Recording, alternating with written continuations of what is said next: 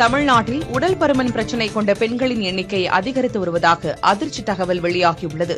2015-16 ஆண்டில் நடைபெற்ற 4வது தேசிய குடும்பநல கணக்கெடுப்பு மற்றும் 2019-21 ஆண்டில் நடைபெற்ற 5வது தேசிய குடும்பநல கணக்கெடுப்புகளின் தரவுகளை ஒப்பிட்டு இந்த தகவல் பெறப்பட்டுள்ளது. 2015-16இல் இந்தியா முழுவதும் அதிக உடல் பருமன் கொண்ட பெண்களின் விகிதம் 5.1 விழுக்காடாக இருந்தது. 2019-21இல் அது 6.4 விழுக்காடாக அதிகரித்துள்ளது. அதிக உடல் எடை கொண்டவர் என்று வகைப்படுத்தப்படக்கூடிய பெண்களின் விகிதம் 15.5 விழுக்காட்டிலிருந்து 17.6 விழுக்காடாக உயர்ந்திருக்கிறது. ஓரளவு ஒல்லியாக இருக்கும் பெண்களின் விகிதம் 13.3 விழுக்காட்டிலிருந்து 11 விழுக்காடாக குறைந்திருக்கிறது.